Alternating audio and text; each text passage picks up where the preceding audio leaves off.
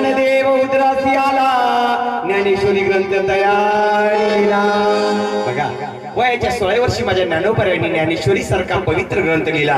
पण आमच्या जातीला काही त्यातल्या 4 वाव्या पाठ माहिती आहे. आमच्या जातीला पाठ आहे दिल्लिया दर्दलिया, दिल्लिया दर्दलिया, गळ की तिकडं पेट की तिकडं, रेवेनीला देह भजन गोटा.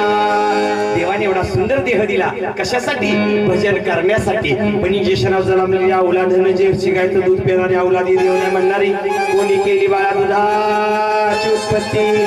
बघा महिला वर्ग, बाळ जेव्हा आईच्या पोटात असतं ना त्यावेळेस आईच्या हृदयाला दूध नसतं. महिला वर्ग, बाळ जेव्हा आईच्या पोटात असतं त्यावेळेस आईच्या हृदयाला दूध नसतं. पण बाळ जेव्हा आईच्या पोटातून बाहेर येतं त्यावेळेस आईच्या हृदयाला दूध येतं. कुठून येतं? डॉक्टर इंजेक्शनाने भरतो, काय गाटा पिऊन साठवती.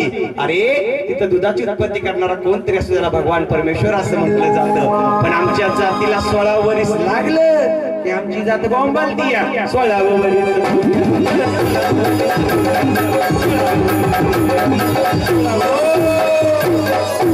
वर्ष धोक्याचं कसं? 16 वर्षी माझ्या ज्ञानोबरायांनी ज्ञानेश्वरी सारखा पवित्र ग्रंथ लिहिला. 16 वर्षी राजा शिवछत्रपतींनी स्वराज्याचं तोरण बांधलं. मग 16 वर्ष धोक्याचं कसं?